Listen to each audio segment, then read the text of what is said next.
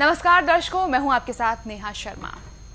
दर्शकों, 12 मई 2013 को संत रामपाल जी महाराज के करौथा आश्रम पर धर्म युद्ध के नाम पर जानलेवा हमला करने के लिए गांव करौथा में एकत्रित हुए आर्य समाज के लोगों तथा पुलिस के बीच मुठभेड़ में खूनी संघर्ष हुआ, जिसमें एक महिला सहित 3 लोगों की मौत हो गई। इस संघर्ष में पत्थर, लाठियों और फायरिंग पुलिस तथा आर्य समाज दोनों की तरफ से हुई। इस कांड का कारण जानने के लिए हमारी टीम ने रोहतक का दौरा किया और उपद्रव तथा खूनी संघर्ष का कारण जाना। तो आर्य समाज के लोगों ने संत रामपाल जी महाराज पर कुछ आरोप लगाए। दर्शकों, इसके बाद हमने संत रामपाल जी महाराज जी के सतलोक आश्रम बरवाला का दौरा किया तथा आर्य समाज द्वारा उनके ऊपर जो आरोप लगाए गए थे उन आरोपों का स्पष्टीकरण लिया। संत रामपाल जी महाराज ने बड़ी ही सहजता और सरलता से उन आरोपों के जवाब जनहित में हमारे सामने रखे। इसके लिए हम संत रामपाल जी महाराज का कोटि कोटि धन्यवाद करते हैं तथा अब जनता के सामने हर उस आरोप का जवाब रखते हैं जो संत रामपाल जी महाराज ने साधना टीवी को दिए। महाराज जी, आर्य समाज के लोगों का मानना है, आप जी कहते हैं कि महर्षि दयानंद की साधना वेद विरुद्ध थी। कृपया प्रमाण सहित बताइए। मैं अपनी तरफ से नहीं कहता, मैं प्रमाणित बातें करता हूँ। महर्षि दयानंद के चेलों द्वारा लिखी हुई सबसे पुरातन पुस्तकों से आपको प्रमाणित करता हूँ कि महर्षि दयानंद की साधना वेद विरुद्ध थी। ये भी प्रमाणित करता हूँ सब सदग्रंथों से, जिस कारण से उसको भक्ति लाभ हुआ नहीं और अंत में उनकी मृत्यु बहुत बुरा हाल होकर हुई। अभी आपके रूबरू कराता हूँ। अब महर्षि दयानंद की झलक दिखाते हैं आपको। एक ये जीवन चरित्र है, महर्षि दयानंद सरस्वती का जीवन चरित्र। इसके लेखक हैं अमर शहीद लेखराम द्वारा संकलित प्रमाणिक उर्दू भाषा का आर्य भाषा अनुवाद। अनुवादक हैं आर्य महाउपदेशक श्री कविराज रघुनंदन सिंह निर्मल। संपादक हैं श्री पंडित हरिचंद्र विद्यालंकार। प्रकाशक हैं आर्य समाज, नया बास, दिल्ली 6 स्वर्ण जयंती के उपलक्ष्य में। ये संवत का 1971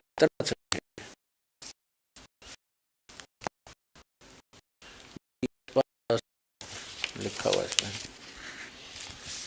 अच्छा, ये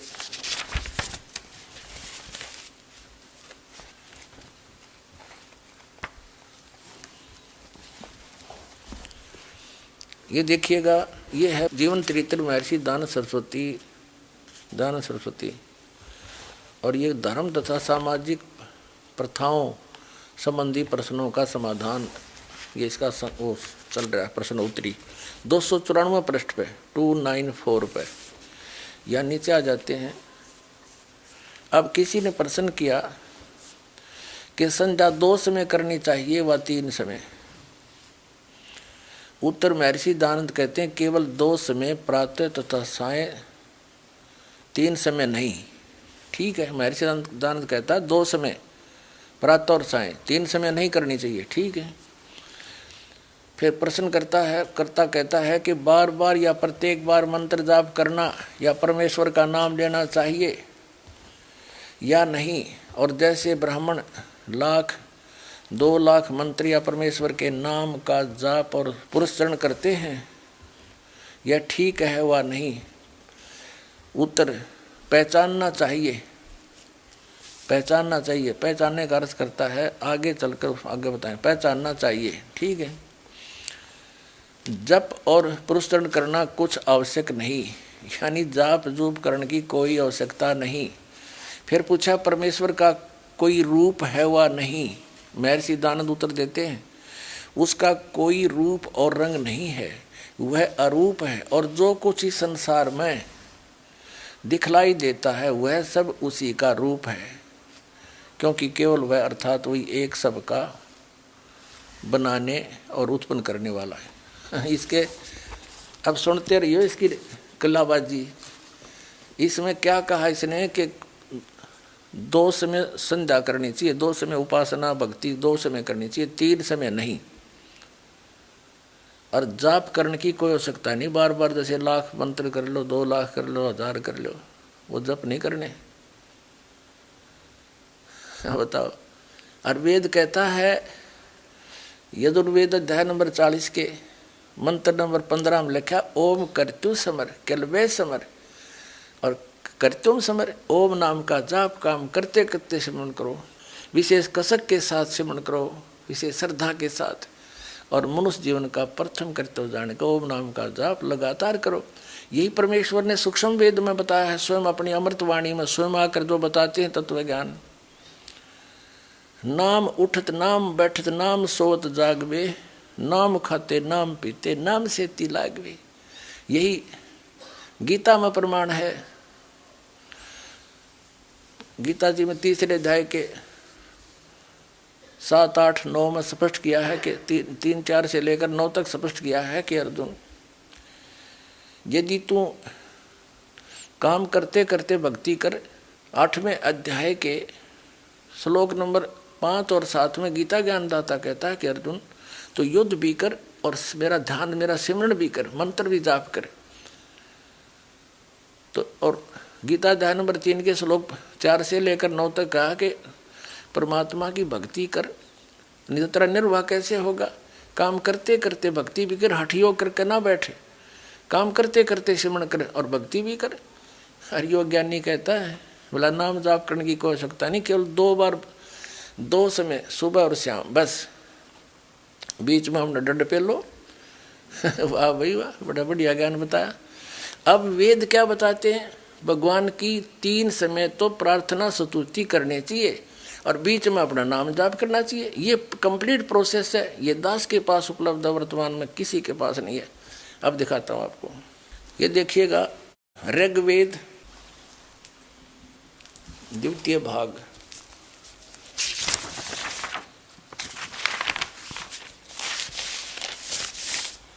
ये कहाँ से प्रकाशित है, प्रकाशक है पंडिता राकेशा रानी, प्रधान कार्यालय वेद मंदिर महात्मा वेद भिक्षु सेवा आश्रम लेखराम नगर अब्राहिमपुर मुखबेलपुर दिल्ली। ये यहाँ से छपा है, ठीक है। और इसमें ये है ऋग्वेद मंडल नंबर 8 और सूक्त नंबर 1 का मंत्र नंबर 29, ये 29। इसका अर्थ है कि व्यापक प्रभु, वसो माने हे पृथ्वी पर बसने वाले व्यक्तियों, इसका अर्थ ये होना चाहिए सूर्य उदय के समय मेरी स्तुतियाँ, दिन के मध्य में मेरी स्तुतियाँ और रात्रि होने पर भी मेरी स्तुतियाँ आप पुनः पुनः स्मरण करें। अब था यो मैं ऋषि दानद अज्ञानी, वेदों को सत्य माने और अपने अज्ञान मानव समाज में घुसेड़ दिया। सारा वेद विरुद्ध ज्ञान। वेद बताते हैं 3 समय स्तुति करो, सुबह, दोपहर को और शाम को। ये तो 2 दास आपको बताता है। सुबह का नित्यनेम आप डेली करते हो भगत, दोपहर को सभी देवों की स्तुति होती है, वो प्रार्थना आपसे दी जाती है, और शाम को संध्या आरती करते हैं। 3 समय करते हैं, यही वेद बताते हैं, ये सूक्ष्म वेद बताता है। और मैं ऋषिदानंद कहता है ना 2 समय करनी, क्यों भांग के नजर रहे दाई ने कि कोई पूछा कि मैं बांट दे। इसने मैं ऋषि मान्य रहे थे, वेद जाने होंगे इन्होंने, इसलिए सारी बात मान ली हमने। यारी समाजी कौन है, हमारे भाई बहन हैं, चाचे ताऊ हैं, मामा और बुआ के भाई भतीजे बहन बेटी, वो अपने ही है। इस अज्ञानी ने हमसे अलग कर दिया और नाश कर दिया उनके जीवन का, कख पता नहीं।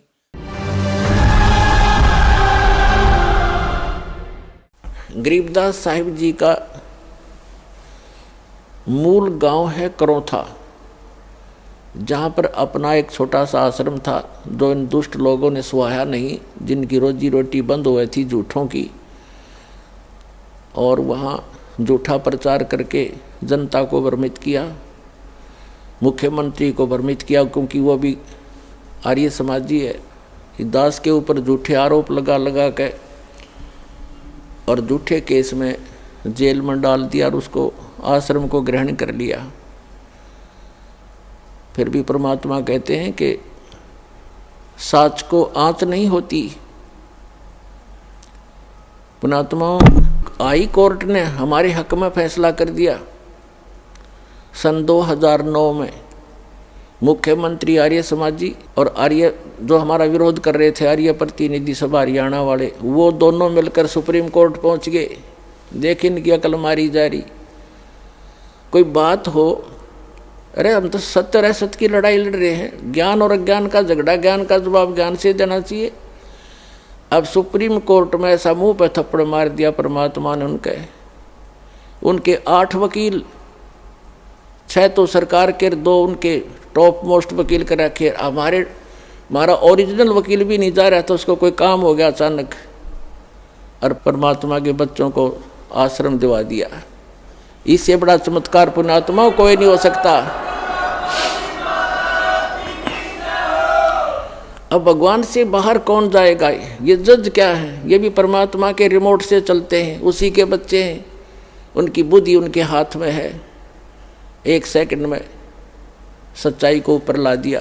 पुण्यात्मा, हमने उस आश्रम की आवश्यकता भी ना रह रही थी, क्योंकि वहाँ पर तुम्हारी गाड़ियाँ भी ना खड़ी हों सारी। जब आज हमारी व्हीकल चले जाओ, व्हीकल भी ना हो उसमें, वो तो ऑडेक रह गया। लेकिन इनकी जात का बेड़ा पट गया कि इसे मुख्यमंत्री होया करें। राजा को चाहिए दोनों तरफ की बात सुनकर जब डिसीजन लेना चाहिए। एक तरफ जुआ जुड़ जा, तो ये कलयुगी राजाएं हैं। पुराने राजाओं का आप हिसाब लाओ। रामचंद्र जी राजा थे अयोध्या के, वो किसी मंत्री या किसी अपने साथी की बात पर विश्वास नहीं करते थे, भगवान से डरने वाले थे। यदि कोई ऐसी जटिल समस्या होती, वो स्वयं वेश बदल कर जाया करते थे और निष्कर्ष निकाल कर निर्णय लिया करते थे। राजकाल के राजा, उनकी पार्टी के 2 बात कह दे, फलाना ऐसा है, दकड़ा ऐसा है, कर दो उसका नाश। लेकिन हमारे साथ भगवान है, हमारा विरोध करने वालों का नाश हो जाएगा। भगवान के बच्चों का नाश आज तक हुआ नहीं, हर ना होगा।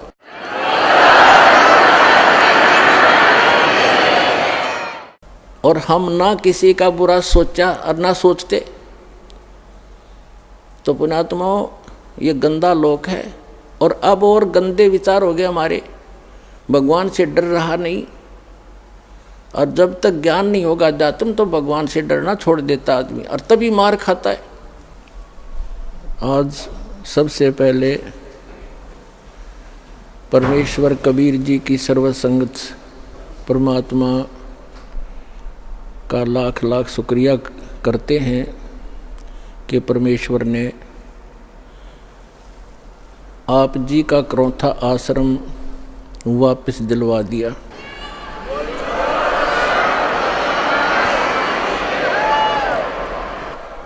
न्याय मिला, भले ही देर से मिला। कहते हैं सत्य को कुछ दिन दबाया तो जा सकता है, मिटाया नहीं जा सकता। आज हमारा वो सर्व गंध हट गया जो दुष्ट लोगों ने अफवाहें फैलाई थी, हमारी छवि को धूमिल करने की चेष्टा की थी। हमारे सब भक्तों ने मिलकर परमात्मा के यथार्थ ज्ञान को अपने सब भाई बहनों तक पहुंचाया और जनता को सच्चाई का पता लगा। और आप देख रहे हैं कैसे उमड़ उमड़ कर परमात्मा के बच्चे सतलोक आश्रम बरवाला में दीक्षा प्राप्त करने के लिए आ रहे हैं। संकट मोचन कष्ट हरण हो, मंगल करण कबीर आगे शरण तेरी। संकट मोचन कष्ट हरण हो, मंगल करण कबीर के आगे शरण तेरी। संकट मोचन कष्ट हरण हो, मंगल करण कबीर आ गए शरण तेरी। परमात्मा कहते हैं कि भगत बीज पलटे नहीं, चाहे आए पड़ोसो झोल। और जय कंचन बिष्टा पड़े, घटे नता का मोल। यदि सोने को गोल्ड को टट्टी के अंदर डाल दिया जाए उसकी कीमत कम नहीं होती। जिसको पता लगता है कि गोल्ड है, उठाकर साफ करके और अपनी तिजोरी में रख लेता है। तो पुण्यात्माओं, हमारे ऊपर जो गंद डाला था, आज जनता को पता चला कि सोने के ऊपर ये दुष्ट लोगों ने कूड़ा करकट डाल दिया था। आज साफ होने पर पता चला कि who is Rampal, who is Kabir God, और क्या था सतलोकाश्रम करो था की सच्चाई। तो पुण्यात्माओं, जो भगवान के मार्ग में बाधा करते हैं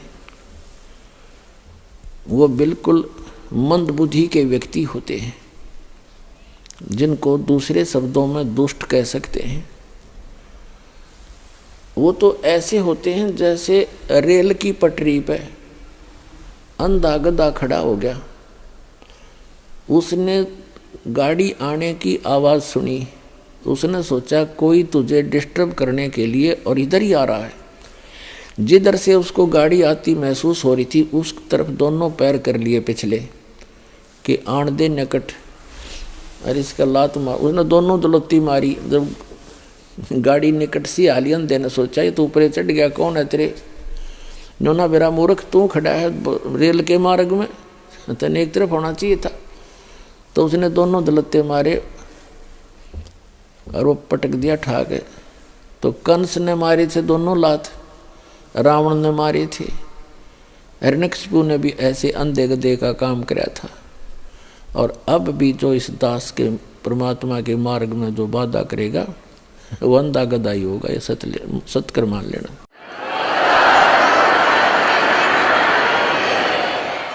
पुण्यात्माओं, दुष्ट लोगों का स्वभाव ही होता है दुष्ट कर्म करने का, और साधु संतों का काम होता है, स्वभाव जो उनका होता है परमार्थ ही करने का।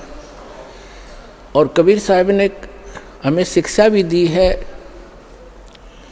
कि जो तोकू काटा बोवे ताको बो तू फूल, तो हे फूल के फूल हैं वाह को है त्रिशूल।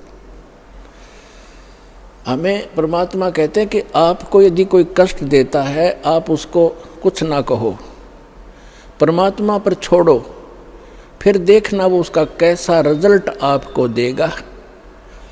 जो तोकू काटा बोवे वाको बो तू फूल, और तोहे फूल के फूल हैं वाको है त्रिशूल। वो तो विधान है परमात्मा का, जो जैसे कर्म करेगा उसको फल तो मिलेगा ही मिलेगा। अब पुण्यात्मा कहते हैं संत न छोड़े संतता, कोटिक मिलो असंत। साधु भक्त अपना स्वभाव नहीं चेंज किया करते, बदला नहीं करते, चाहे कितने असंत दुष्ट लोग उनसे कितना ही बुरा व्यवहार करते रहे, वो भगवान पर विश्वास रखने वाले होते हैं। तो जैसे 12 जुलाई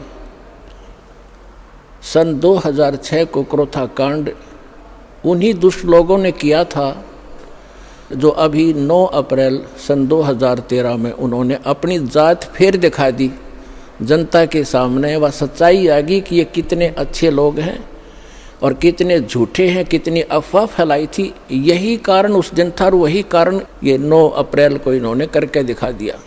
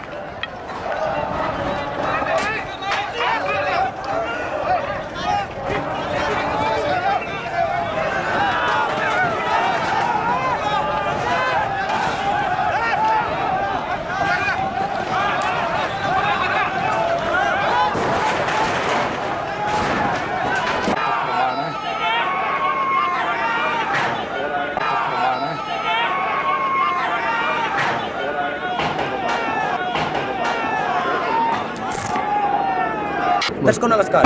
आज हम उपस्थित हैं सतलोक आश्रम करोथा, जिला रोहतक, हरियाणा में। जैसे कि आप जानते हैं, संत रामपाल जी महाराज जी को परसों शाम को 5 बजे सतलोक आश्रम हैंडओवर करवाया गया था।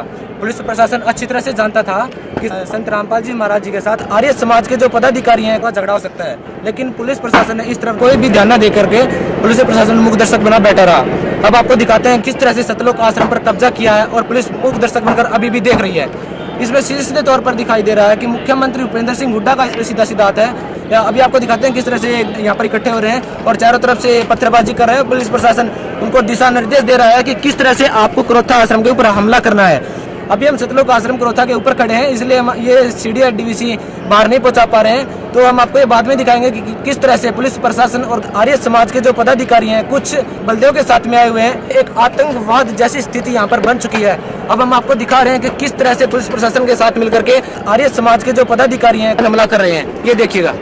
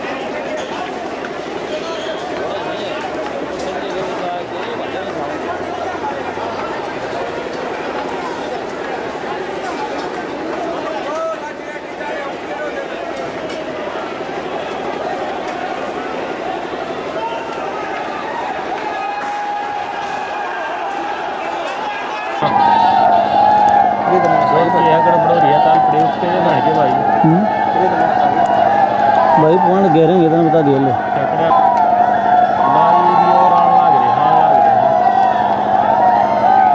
दो दिन कर रही है की भाई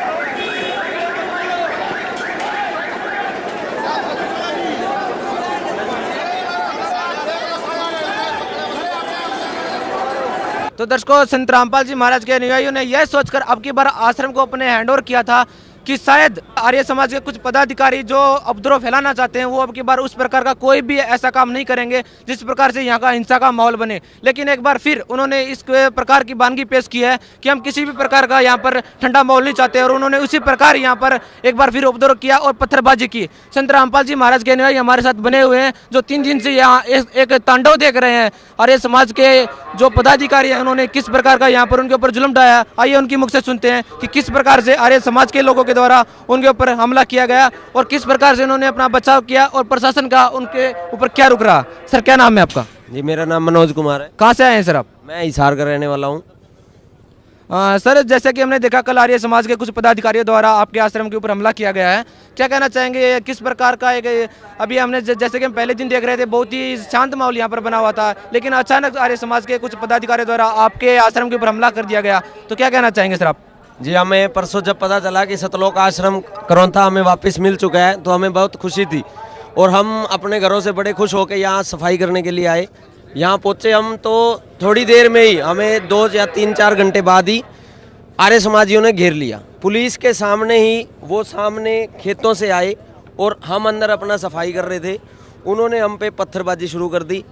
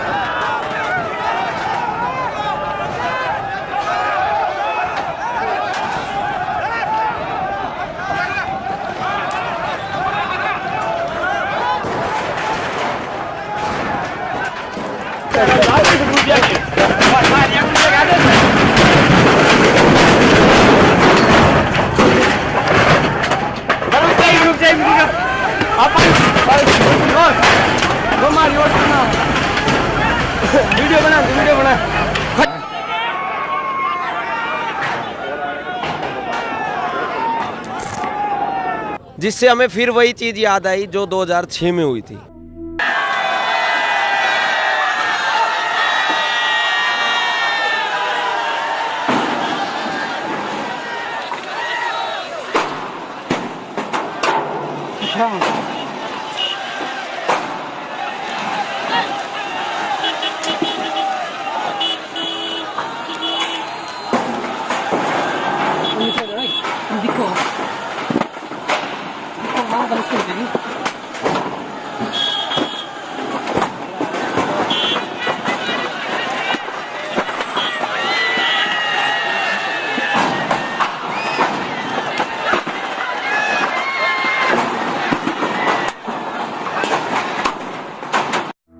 में लगे हुए थे, लेकिन ये लोग बदमाश हैं, एक नंबर के बदमाश हैं। आप भी चाहते तो हमला कर सकते थे, लेकिन आपकी तरफ से कोई रिस्पांस नहीं दी गया। आपने किसी भी प्रकार का कोई विरोध नहीं किया कि आप हमारे ऊपर पत्थर करें, हम भी आपके ऊपर पत्थर करेंगे। क्या कारण था कि आपने उनका विरोध नहीं किया? हम संत रामपाल जी महाराज जी के शिष्य हैं और उन्हीं के आदेश पे ही सब कुछ करते हैं। संत रामपाल जी महाराज के अनुसार ये भी हमारे भाई हैं। संत रामपाल जी ये कहते हैं कि ये जो पूरा जगत है उन्हीं एक परमात्मा के बच्चे हैं, हम सब एक भाई हैं। और उनके ये आदेश थे कि ये पत्थरबाजी करें या कुछ भी करें, हम कानून की कार्यवाही को देखेंगे। इसलिए हमने कोई पत्थरबाजी नहीं की। हम अंदर बैठे थे, आराम से सिर्फ गवर्नमेंट को देख रहे थे कि गवर्नमेंट क्या कर रही। अभी आप देख रहे हैं सतलोक आश्रम करौथा, जिला रोहतक, हरियाणा, जिसे हरियाणा सरकार ने 12 जुलाई 2006 को असंवैधानिक तौर पर धारा 145 के तहत अपने कब्जे में ले लिया था। उसी आश्रम को माननीय सुप्रीम कोर्ट ने 18 फरवरी 2013 को हरियाणा सरकार व आर्य प्रतिनिधि सभा की याचिकाओं को खारिज करते हुए सतलोक आश्रम करौथा, जिला रोहतक, हरियाणा को संत रामपाल जी महाराज को वापस सौंप दिया। अभी आप देख रहे हैं 20 मार्च 2013 को धनौली गौशाला, जिला जींद में स्थित है, जहां पर मुख्यमंत्री हरियाणा के साथ दोनों उपद्रवकारी बैठे दिखाई दे रहे हैं।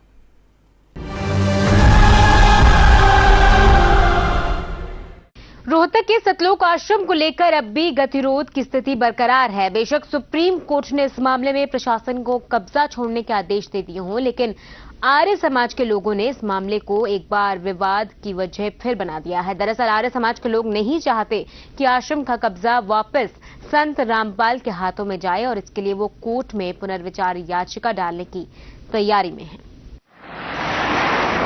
रोहतक के सतलोक आश्रम का मामला सुप्रीम कोर्ट के फैसले के बाद भी सुलझता नहीं दिख रहा है। दरअसल आर्य समाज के लोग अब भी इस बात पर अड़े हैं कि वो आश्रम पर दोबारा संत रामपाल का कब्जा नहीं होने देंगे। सोमवार को इन लोगों ने रोहतक में बकायदा पंचायत कर इस बात का ऐलान कर दिया। सभी धार्मिक संगठनों को पत्र आए थे, इसलिए थी कि रामपाल पुनः करौथा आश्रम में आने का प्रयास कर रहा है। निर्णय ये लिया गया उसको यहाँ पर नहीं आने देंगे। गौरतलब है कि जुलाई 2006 में विवाद के बाद प्रशासन ने करौथा के सतलोक आश्रम को सीआरपीसी की धारा 145 के तहत अपने कब्जे में ले लिया था, जिसके बाद बंदी छोड़ भक्ति मुक्ति ट्रस्ट की ओर से इसे हाईकोर्ट में चुनौती दी गई। 2009 में हाईकोर्ट ने प्रशासन को आदेश दिए कि वो आश्रम ट्रस्ट को सौंप दे। हाईकोर्ट के निर्णय को सरकार और आर्य प्रतिनिधि सभा ने सुप्रीम कोर्ट में चुनौती दी। 18 फरवरी 2013 को सुप्रीम कोर्ट ने सरकार की याचिका खारिज कर दी, लेकिन आर्य समाज के लोग अब भी मानने को तैयार नहीं हैं और फिर से कोर्ट का दरवाजा खटखटाने की बात कह रहे हैं। करौथा के सतलोक आश्रम के विवादित संत रामपाल ने आर्य समाज के धर्म गुरुओं की किताबों पर विवादित बातें अपने प्रवचनों के दौरान कही थी, जिसके बाद से ही संत रामपाल आर्य समाज के लोगों को फटी आंख नहीं भाते हैं। यही वजह है कि आश्रम की जमीन से आर्य समाज के लोगों का बेशक कोई लेना देना नहीं है, लेकिन फिर भी वो इसे अपनी मूंछों की लड़ाई समझ रहे हैं। पीटीसी न्यूज हरियाणा के लिए रोहतक से अनुज नरवाल की रिपोर्ट। पुलिस के सहयोग से उपद्रवकारी आचार्य बलदेव अपने साथियों सहित आश्रम पर हमला करने आते हुए और बुलेटिन की शुरुआत रोहतक की खबर के साथ, जहां सतलोक आश्रम में एक बार फिर बवाल हो गया है। दरअसल 2 दिन पहले ही प्रशासन ने सुप्रीम कोर्ट के आदेश पर इस आश्रम को संत रामपाल को सौंप दिया था और इसी से खफा आर्य समाज के लोगों ने आज आश्रम पर धावा बोल दिया है। आश्रम पर जमकर पथराव हुआ है और इस वक्त भारी पुलिस बल मौके पर तैनात है। रोहतक का ये वही करौंथा आश्रम है जो मंगलवार को एक बार फिर जबरदस्त हंगामे का गवाह बना। दरअसल आर्य समाज के लोगों को ये बात कतई रास नहीं आ रही थी कि सतलोक आश्रम वापस संत रामपाल के हाथों में आ गया है। लिहाजा मंगलवार को इन लोगों ने आश्रम पर हमला बोल दिया। इन लोगों ने चारों तरफ से आश्रम को घेर लिया और जमकर पथराव किया। बता दें कि सतलोक आश्रम पर कब्जा पाने के बाद संत रामपाल के लगभग 3000 भक्त आश्रम में आ चुके हैं। इनमें महिलाएं और बच्चे भी शामिल हैं। आर्य समाज के लोगों के हमले के बाद ये लोग आश्रम में ही कैद हो गए थे, यानी हालात 2006 जैसे बनते नजर आ रहे हैं। पिछले बार भी ऐसे ही किया था इन्होंने, हमारे को 7 दिन बंधक बना के रखा था। 7वें दिन हमला करके हमारे को जेल में डाला था और हमारे ऊपर जितने मिथ्या आरोप लगाए थे, आपको पता ही है, सारा मीडिया जानता है कि वो आज कोई भी उसके अंदर से कोई सिद्ध नहीं कर सके ये। और आश्रम हमारे को सुप्रीम कोर्ट ने दिया है। पहले हाई कोर्ट के आदेश को इन्होंने नहीं माना, फिर सुप्रीम कोर्ट में हम गए। सुप्रीम कोर्ट के आदेश को अगर नहीं मानते तो क्या है ये। फिलहाल पुलिस ने गुस्साए आर्य समाज के लोगों को मनाने का लगातार प्रयास कर रही है, लेकिन ये किसी भी कीमत पर मानने को तैयार नहीं है। ऐसे में पुलिस इनके आगे बेबस दिखाई दे रही है। माननीय अदालत के आदेश की पालना करिए और इनको हम समझा के जितना भी होगा इनको भी यहाँ से जो ना अंदर से क्राउड कम करेंगे। लेकिन अब हमें ये आप हमारी पोजीशन समझे, हमने माननीय आदेश के कोर्ट के आदेश की पालना की है और कल हम आपके साथ बैठ के आप एक कमेटी बना लें, हम आपके साथ बैठ के। बहरहाल अब हालात ये हैं कि आश्रम के अंदर संत रामपाल के समर्थक हैं और बाहर आर्य समाज के लोगों का डेरा, यानी हालात तनावपूर्ण हैं और रुक रुक कर पत्थरबाजी का दौर जारी है। फिलहाल पुलिस जल्द ही हालात पर काबू पाने का दावा कर रही है। पीटीसी न्यूज हरियाणा के लिए रोहतक से अनुज नरवाल की रिपोर्ट। उपद्रवकारी ब्रह्म प्रकाश अपने साथियों सहित सतलोक आश्रम करौंथा पर हमला करने आते हुए। अभी आप देख रहे हैं, सुप्रीम कोर्ट के आदेशों के बावजूद स्थानीय प्रशासन ने 45 दिन तक आश्रम नहीं सौंपा। अभी आप देख रहे हैं 7 अप्रैल 2013 को सुप्रीम कोर्ट के आदेशों के अनुसार प्रशासन ने आश्रम ट्रस्ट को सौंप दिया, लेकिन आश्रम को वापस अपने कब्जे में करने के लिए सुनियोजित नीति के तहत कार्य करना शुरू कर दिया। जैसा कि आप देखेंगे विभिन्न समाचार पत्रों की फोटोकॉपी। अब जो चित्र आप देख रहे हैं उसे स्पष्ट है कि मात्र 40-50 उपद्रवकारियों को भारी पुलिस बल रोकने में नाकाम रहा। इससे सिद्ध है कि प्रशासन मुख्यमंत्री के आदेशानुसार उपद्रवकारियों से मिला हुआ था। अभी देखिए, उपद्रवकारियों ने रोहतक झज्जर रोड पर जाम किया और सतलोक आश्रम पर आक्रमण कर दिया। देखिए आप, आर्य समाज के लोग नेशनल हाईवे पे को जाम करते हुए हवन यज्ञ कर रहे हैं। सतलोक आश्रम पर पथराव करते हुए आर्य समाज के उपद्रवकारी, उन्हें रोकने में नाकाम पुलिस प्रशासन। अभी देखिए आप विभिन्न तस्वीरों के माध्यम से कि कैसे प्रशासक मूक दर्शक बना हुआ है और उपद्रवकारी उपद्रव और उत्पात मचा रहे हैं। अभी देखिए करौथा आश्रम के बाहर डटे आर्य समाजी और पथराव। और दूसरी तस्वीर में आप स्पष्ट देख रहे हैं आचार्य बलदेव अपने साथियों सहित हाईवे पर हवन यज्ञ करते हुए। अभी आप देख रहे हैं उपद्रवकारियों ने आश्रम को चारों तरफ से घेर रखा है और स्थिति काफ़ी तनावपूर्ण है और पुलिस प्रशासक मूक दर्शक बन के देख रहा है। अभी आप देख रहे हैं पुलिस कप्तान एक उपद्रवकारी के सामने हाथ जोड़े खड़ा है और दूसरी तस्वीर में स्पष्ट दिखाई दे रहा है कि कैसे उपद्रवकारी अपने हाथों में घातक हथियार लेकर आश्रम की तरफ बढ़ रहे हैं। अभी आप देखिए हाथों में खुलेआम हथियार लेके प्रदर्शन कर रहे हैं। अभी देखिए उपद्रवकारियों ने हाईवे को जाम किया हुआ है और आते जाते राहगीरों के साथ हाथापाई कर रहे हैं। अभी देखिए आर्य प्रतिनिधि सभा ने आश्रम पर किया पथराव। अभी आप देख रहे हैं आर्य प्रतिनिधि सभा ने रोहतक झज्जर हाईवे को जाम कर रखा था और आश्वासन पर आधी रात को उन्होंने जाम खोला। अभी आप देख रहे हैं सतलोक आश्रम पर पथराव करने वालों पर मामला दर्ज। पुलिस की गुपचुप कार्रवाई, कोई नामजद नहीं, यानी अज्ञात के खिलाफ धारा 148, 149, 283, 353 और 341 के तहत मामला दर्ज, लेकिन कोई गिरफ्तारी नहीं। ये देखिए अज्ञात के खिलाफ काटी गई एफआईआर की फ़ोटोकॉपी। अब आप देख रहे हैं प्रशासन द्वारा लगातार धमकी दी जा रही है कि सतलोक आश्रम पर लागू होगी धारा 144।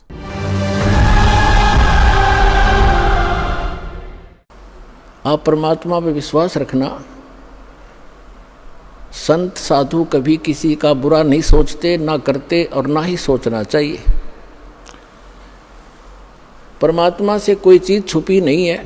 यदि हम भगवान से डरने वाले हैं और हम परमात्मा, कबीर जी को परमात्मा मानते हैं, तो भगवान भगवान वाले काम किया करता है। आपने बहुत शांति रखनी पड़ेगी। उन दुष्टों का तो नाश होया पड़ा है, उनका तो पतन हो रहा है। वो चाहते हैं कि आपका भी नाश कर दें झगड़ा वगड़ा करके। आपने जो संयम दिखाया 9 अप्रैल सन 2013 में करोथा के अंदर, मेरी आत्मा गदगद कर दी। बच्चों, तुमने साधुता दिखाई और आगे भी इतना संयम रखना। कहते हैं हस्ती डर माने नहीं जो स्वान भुकाही, और शीश महल को देख के वो भौंक भौंक मर जाई। हाथी कभी भी कुत्ते भौंकते रहो उनकी परवाह नहीं करता, क्योंकि वो उसको हानि कर नहीं सकते। और जो कुत्ते होते हैं वो अपने दोस्त, अपने जैसा ही शीशे के महल में, कहीं शीशे का महल बना हो, वो उस दर्पण के अंदर, उस शीशे के अंदर अपनी शक्ल देखकर सामने वाले को एक दुष्ट विरोधी मानकर वो कुत्ता अपनी ही परछाई सामने जो तस्वीर दर्पण में दिखती है उसकी तरफ भागता है भौं भौं करके कि तुझे मार डालूंगा, तू गंदा कैसे आ गया यहाँ पर। और वो होता है उसका इस रूप।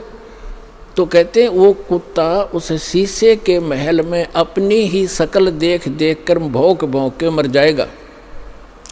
इसी प्रकार जो दुष्ट लोग हैं वो अपना गंध साधु संत और भक्तों में अपनी ही परछाई देखा करते हैं। चोर को चोर ही नजर आते हैं, संत को संत ही नजर आते हैं।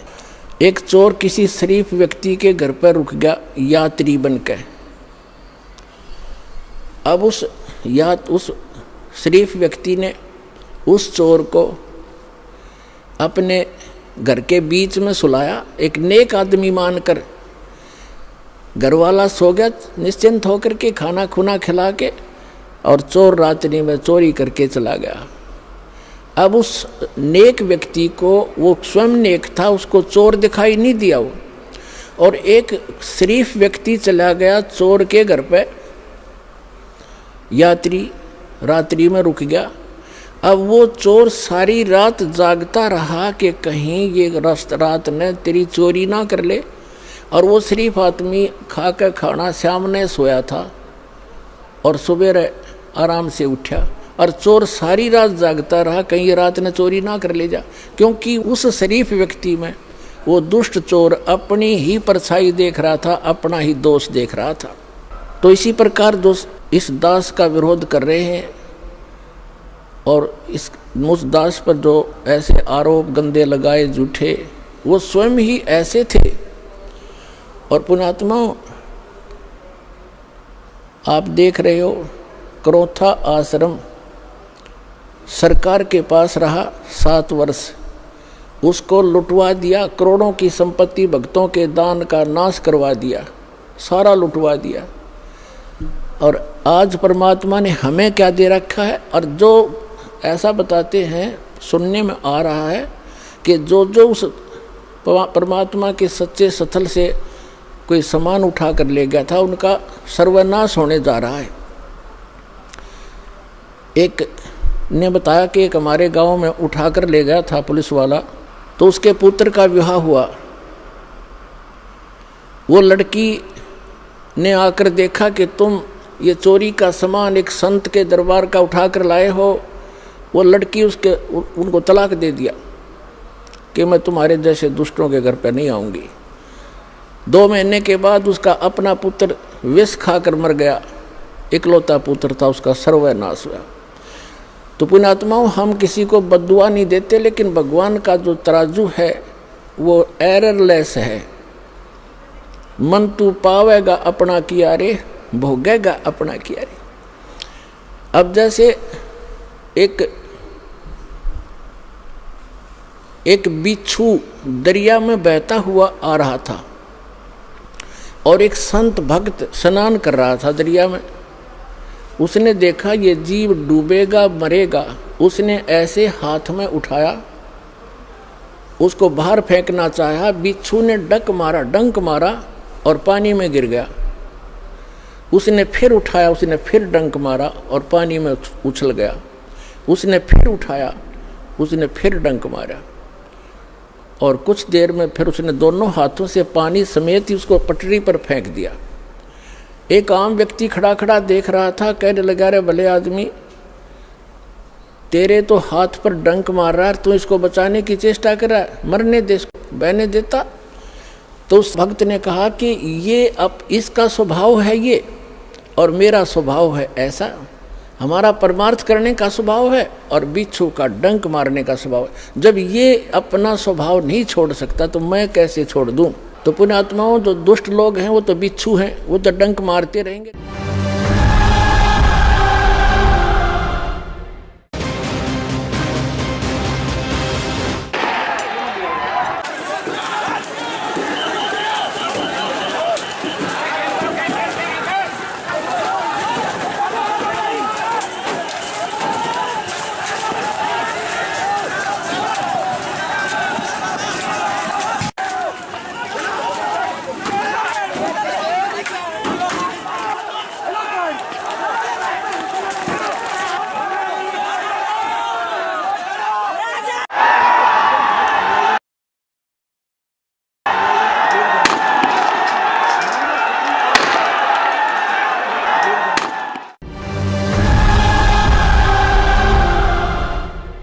रोहतक पुलिस द्वारा एक झूठी एफआईआर नंबर 154 दिनांक 13/5/2013 को दर्ज की गई, जिसमें कहा गया है कि उपद्रवी महिला प्रोमिला को गोली संत रामपाल जी महाराज के इशारे पर सतलोक आश्रम करौथा से उनके अनुयायियों ने मारी।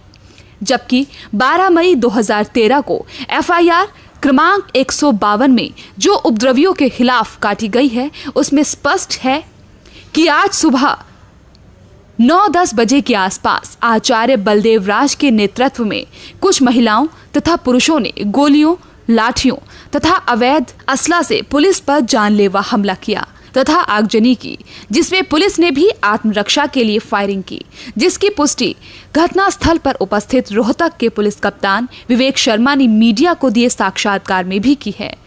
पुलिस द्वारा समझाइश दी जा रही थी, इसी दौरान कुछ लोग उग्र हो गए और गाँव की तरफ गए। वहाँ पर कुछ असामाजिक तत्व जो बाहरी थे उनको भी इकट्ठा करके ले आए और जगह जगह से पुलिस पर पथराव करना शुरू कर दिया। उनके पास अवैध असले थे, पुलिस की तरफ एम्ड फायर किया गया। इसी दौरान भारी आगजनी क्राउड के द्वारा की गई, जिसमें कई बसें और एम्बुलेंस, वाटर टैंकर, पुलिस की निजी मोटरसाइकिल जो हमारी फोर्स आई हुई थी वो जला दी गई और एक ठेका था शराब का, उसको भी जला दिया गया और भी काफ़ी सरकारी संपत्ति को नुकसान पहुँचाया। इतनी आर्सन हुई, लॉलेसनेस हुई, पुलिस पर भारी फायरिंग हुई। इसके चलते पुलिस ने भी जवाबी अपनी कार्रवाई करी और जिसमें कुछ असामाजिक तत्व जो हैं वो घायल भी हुए हैं। अभी इसमें we are taking stock of the situation. यहाँ पर आश्रम की सिक्योरिटी हमारा इस समय यहाँ पर मेन अभी टास्क है। इसके चारों तरफ पुलिस तैनात है और जैसे ही कोई और इनपुट आएगी घायलों के बारे में, पुलिस के भी काफ़ी कर्मचारी घायल हुए हैं। एक काफ़ी क्रिटिकल भी है हमारा सब इंस्पेक्टर की भी गोली लगी है, तहसीलदार भी काफ़ी घायल हैं, नायब तहसीलदार को भी चोट लगी है। काफ़ी ज़्यादा मात्रा में पुलिस की तरफ से भी घायल हुए हैं और गाँव वालों को भी चोटें आई हैं, जिसकी कवरेज मौके पर मौजूद मीडिया कर्मियों द्वारा की गई, जिसका लाइव टेलीकास्ट भी किया गया कि प्रदर्शनकारियों तथा पुलिस मुठभेड़ के दौरान हुई गोलीबारी में एक प्रोमिला नाम की महिला सहित 3 लोगों की मौत हो गई, जिसकी एक झलक आपके सामने प्रस्तुत कर रहे हैं।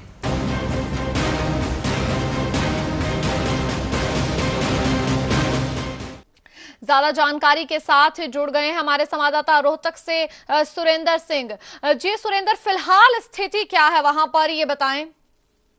जी देखिए, जहाँ तक स्थिति की बात अगर की जाए, एक तरफ अभी फिलहाल पुलिस खड़ी है और दूसरी तरफ ये प्रदर्शनकारी खड़े हैं और फिलहाल स्थिति जो है तनावपूर्ण हुई है। और अभी कुछ देर पहले एक एम्बुलेंस यहाँ पर आई थी, उसको भी इन लोगों ने तोड़ दिया है और उसमें आग लगा दी।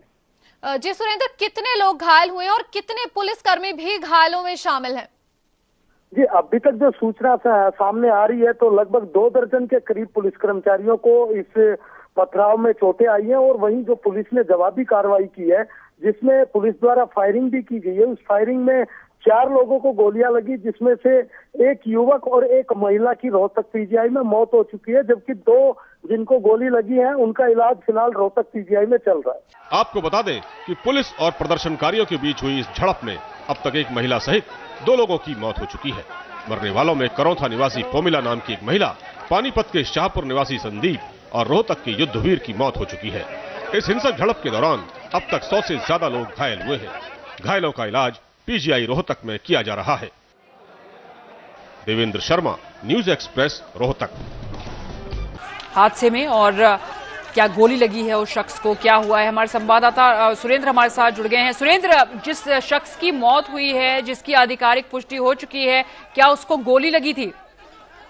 जी बिल्कुल, देखिए जिस समय ये सारा मामला चल रहा था, पुलिस पर पथराव हो रहा था, तो वो प्रदर्शनकारियों को रोकने के लिए पुलिस की ओर से फायरिंग हुई और इस फायरिंग के अंदर एक संदीप नामक युवक है जो शाहपुर गांव सोनीपत जिले का रहने वाला है, उसकी गर्दन में गोली लगी और उसको तुरंत पीजीआई में ले जाया गया, जहां पर उसको मृत घोषित कर दिया गया। वहीं जो करौथा गांव है जहां ये सारी घटना हुई है, वहां की एक महिला प्रोमिला, उसको भी गोली लगी, उसे रोहतक पीजीआई ले जाया गया, वहां उसकी भी मौत हो चुकी है।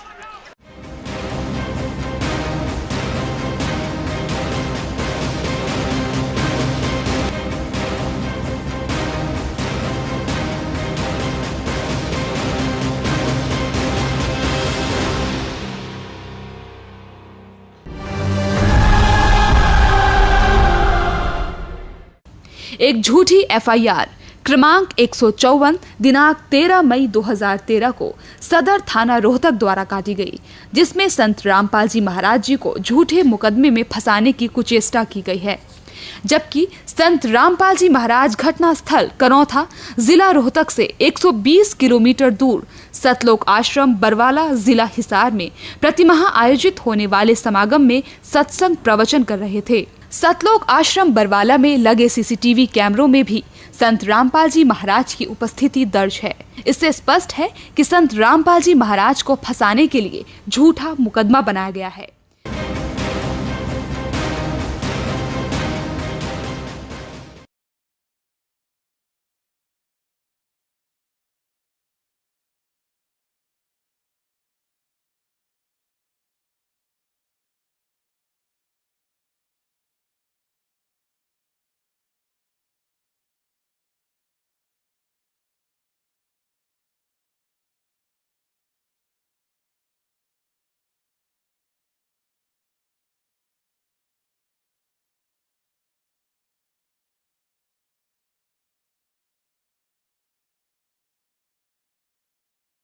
इसी तर्ज पर जुलाई 2006 में एक झूठी एफआईआर क्रमांक 198 दिनांक 13 जुलाई 2006 को काटी गई।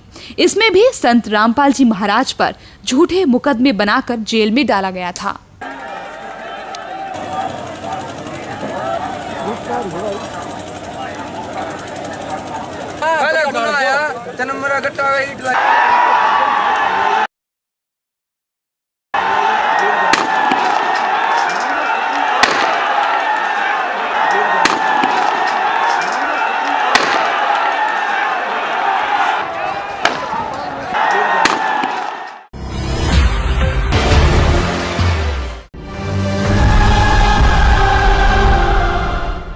पुण्यात्माओं, जो दुष्ट लोग हैं वो तो बिच्छू हैं, वो तो डंक मारते रहेंगे, लेकिन आप संत भी हो।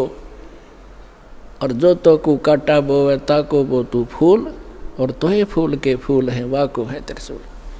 दर्शकों, संत रामपाल जी महाराज के अनुयायियों ने 12 मई 2013 के अनर्थ को टालने के लिए सोनिया गांधी और प्रधानमंत्री से मिलने की कोशिश की, परंतु मिलने नहीं दिया गया। उसके बाद दिल्ली जंतर मंतर पर जाकर के यही संदेश दिया और केंद्र सरकार को अवगत कराया कि आने वाले समय में भी हरियाणा के मुख्यमंत्री आर्य समाज के गुंडों को प्रेरित करके सतलोक आश्रम करौथा पर कभी भी हमला करवा सकते हैं, जैसा उन्होंने 12 जुलाई 2006 और 9 अप्रैल 2013 को किया। दर्शकों, अब हम आपको दिखा रहे हैं संत रामपाल जी महाराज के अनुयायियों द्वारा जंतर मंतर पर किया गया शांतिपूर्वक प्रदर्शन। बंदी छोड़ सतगुरु रामपाल जी महाराज की जय। अब आपने देखा 9 अप्रैल 2013 को किस तरह से पुलिस की उपस्थिति में ये मुट्ठी भर गुंडे पथराव कर रहे, पुलिस रोक नहीं रही। यदि ये लोग शरीफ होते तो पुलिस इनको डंडे से पीटती, इनके खिलाफ मुकदमे भी करती। सतलोक आश्रम करौथा में अंदर बैठे लोगों पर भी मुकदमे दायर किए हुए 2006 में। इनके सामने ही ये लोग सब जानते हैं, फिर भी मुकदमे दर्ज नहीं हुए। जब ये सीन देखते हैं कलेजा मुंह को आता है कि हमारा दोष क्या है। सच बोलना हमारी फितरत बन गई है, हम रुक नहीं सकते सच बोले बिना। चाहे इससे भी और आक्रमण हो तब भी ये सच बोला जाता रहेगा। इस दौरान विकास जी से मेरा अनुरोध है कि वो आए, अपनी बात रखें। विकास दास सिंहपुरा। सत साहिब सतगुरुदेव की जय हो। बंदी छोड़ सतगुरु रामपाल जी महाराज की जय हो। मैं अपने सभी साथी भक्तों से हाथ जोड़ के अनुरोध करता हूं कि एक बार उस महान संत, परम संत और एकमात्र संत की जय इतनी जोर से बोलो कि इस राजनीति में फंसे हुए बहरे लोगों को के कान के पर्दे फट जाए। बोलो सतगुरुदेव की जय हो। बंदी छोड़ सतगुरु रामपाल जी महाराज की जय हो। मेरी प्रार्थना है दिल्ली के उन लोगों से कि आज देख ले कि उनके यहाँ कौन आया है। ये उस परम संत के बच्चे हैं जिसने हमें सच्चाई का संदेश दिया है, और ये संदेश सुनकर अपराधी और बेईमान लोग विचलित हो उठे। सबसे पहले दोस्तों, दिल्ली वासियों को मैं अपना परिचय देना चाहूंगा। मेरा नाम विकास दास और मेरी पहचान कि मैं संत रामपाल जी महाराज का शिष्य हूं। मेरा भूतकाल काफी अंधेरे में था कि जिन दोषी अपराधी गुंडों को आप देख रहे थे, मैं इनका साथी था। लेकिन उस परम संत की दया से, उस परम संत की महान कृपा से इस दास पर दया हुई और मेरी आंखें खुल गई।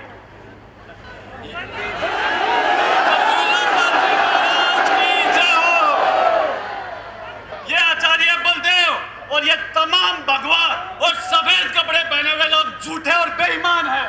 ये सब जानते हैं कि सच्चाई क्या है, लेकिन अपने पद और प्रतिष्ठा और झूठी शान के लिए बार बार उस संत के परम बच्चों के साथ ये गुस्ताखियां करते हैं।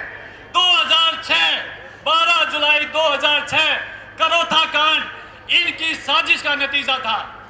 इन लोगों ने सोची समझी चाल के तहत आश्रम करौथा की सच्चाई पर हमला किया, लोगों को झूठी बातों से भड़काया और एक व्यक्ति का खुद इन्होंने कत्ल किया। यह सच्चाई है कि उस व्यक्ति की मृत्यु पहले भी आपको वक्ता बता चुके हैं कि बिल्कुल नजदीक से की गई। इनकी साजिश और उस परम संत जिसका चरणामृत बहुत मुश्किलों से बहुत जन्मों की भक्ति के प्राप्त होता है, इन गुंडे लोगों ने उनको 22 महीने के लिए जेल में डाल दिया। यह दुर्भाग्य है इस भारतवर्ष का, यह दुर्भाग्य है इस स्वतंत्रता का दावा करने वाले लोगों का। कल ये दिल्ली वासी ये ना कहे कि हमें किसी ने बताया नहीं।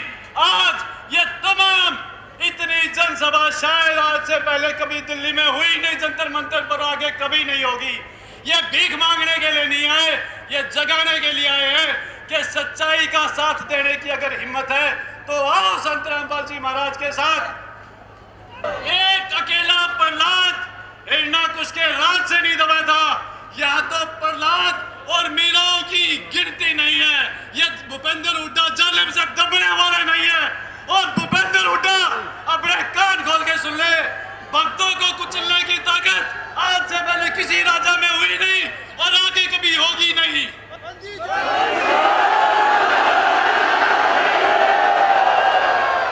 ये उस परम पिता कबीर परमात्मा के भगत है जिसके जीवन मृत्यु मुट्ठी में है, और कोई इनको क्या डराएगा, तो इनको क्या मारेगा। ये मरने से नहीं डरते, ये अपराध करने से डरते हैं। ये कभी नहीं चाहते कि सामने वाले को कोई नुकसान पहुंचाया जाए, वरना ये चार गुंडे करोता आश्रम पे हमला कर दे, इनकी औकात नहीं।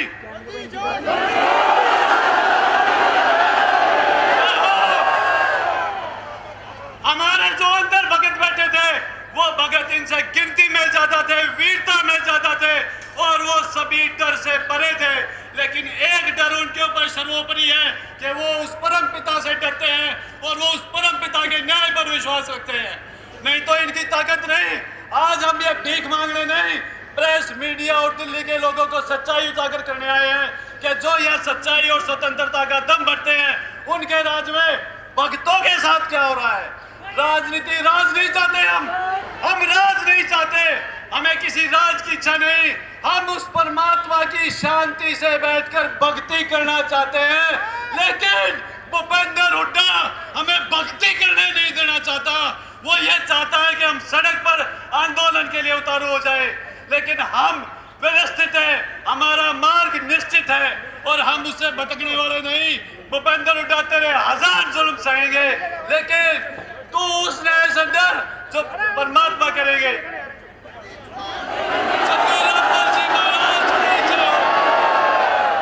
अगर तेरा जुल्म, तेरा प्रशासन किसी भगत का नाखून भी काट दे तो इस बात की जिम्मेवारी इस परम पिता परमात्मा की है। इन भक्तों का कुछ बिगड़ नहीं सकता। भूपेंद्र हुड्डा ये अत्याचार बंद कर दे, वरना तेरा आने वाला समय उसकी बुराई वो कहीं नहीं जा सकती, पितरे पाप के गर्त में चला जाएगा कि उसका अंदाजा नहीं। और ये चारे बलदेव, ये सब किराए के गुंडे कितने दिन तू इनके बस में खैर मनाएगा।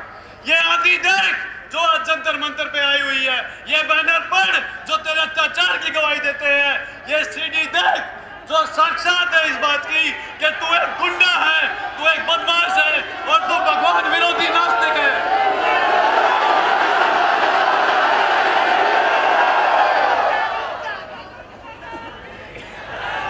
2006 में आश्रम पर हमला करवाया गया। हमला होने के बाद आश्रम में के अंदर अनुयायियों को और परम संत को 22 महीने जेल में भेजा गया और सतलोक आश्रम करोथा को सील कर दिया गया। मैं जानना चाहता हूं उन सभी कानून के सलाहकारों से, जानकारों से कि कौन सा अधिकार, किस अधिकार के तहत उन्होंने करोथा आश्रम को सील कर दिया। धारा 145 कानून के जानकार नहीं सभी लोग ये जानते हैं कि उस भूमि पर लगती है जो भूमि विवादित हो। अगर कल झगड़ा जंतर मंतर पे हो जाएगा तो जंतर मंतर सील नहीं होगा। सील होंगे तो वो लोग सील होंगे जिनका झगड़ा हुआ था, और दोनों ही पक्ष के लोग, चाहे किसी भी प्रकार का मुकदमा बने वो वहां बनेगा। लेकिन बिल्कुल अनहोनी और अन्याय हुआ करोथा आश्रम में कि उस आश्रम को सील कर दिया गया। अगर लाल किले पे झगड़ा हुआ तो क्या लाल किले को सीज कर दोगे? और अंदर बैठे शांतिपूर्वक अपना सत्संग सुन रहे लोगों पर आक्रमणकारियों ने गोलियां चलाई और गोलियां चलाने वालों को 50-50 हजार नकद इनाम दिया गया और उन तमाम भक्तों को जेल में डाल दिया गया।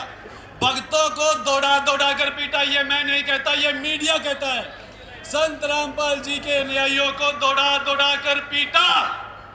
ये अक्षर जब मैं पढ़ता हूं तो खून खोल उठता है कि उनका कसूर क्या था कि उनको दौड़ा दौड़ा कर पीटा। उनकी डीगल में दुकानें फूंक दी जाती है, उनके करोता में ट्रैक्टर फूंक दिए जाते हैं।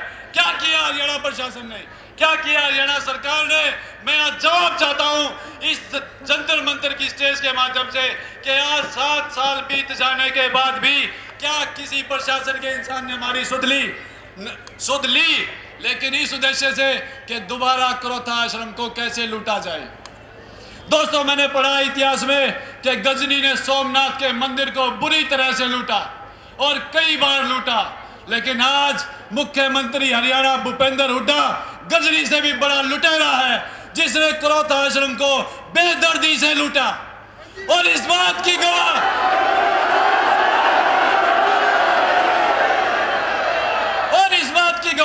वो 2 FIR जो उसी के प्रशासन में दर्ज है, उसमें लिखा गया कि ये सामान आश्रम करोथा का लूटा गया और बाद में उन अपराधियों का पता नहीं लगा, वो अनट्रेस्ड हो गई। ये सरकार की चाल होती है।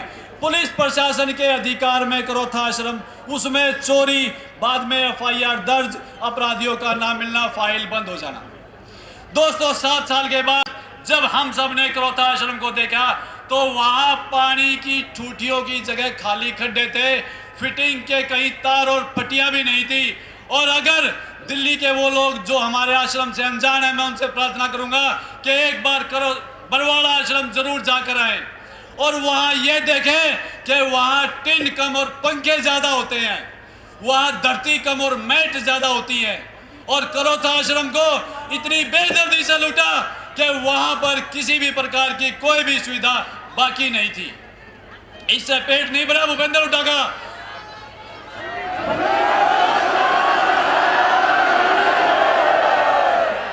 नवंबर 2009 में आदरणीय हाई कोर्ट ने आदेश दिया कि करोथा आश्रम की संपत्ति उसके मालिकाना हक भक्ति मुक्ति ट्रस्ट को सौंप दी जाए, लेकिन कहा अभी लूटना बाकी था।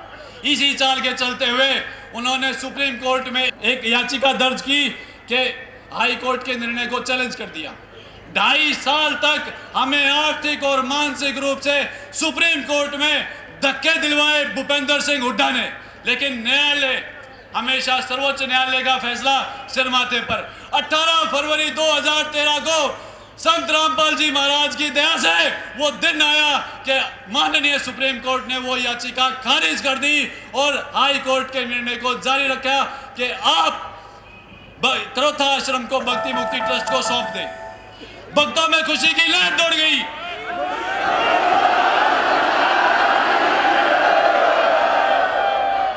भक्तों में खुशी की लहर दौड़ गई, लेकिन एक राक्षस कभी भी भक्तों की खुशी देखकर खुश नहीं होता। उसने ये देखा कि परम संत के परम भगत खुश है, उसने अपनी प्रशासन की चाल फिर शुरू कर दी। दोस्तों, हम सभी जानते हैं प्रशासन तो मशीनरी है, इसका ड्राइवर नेता है। इस मशीनरी को, इस कार को, इस गाड़ी को वो जिसको कुचलने को कहेगा मशीनरी कुचलेगी।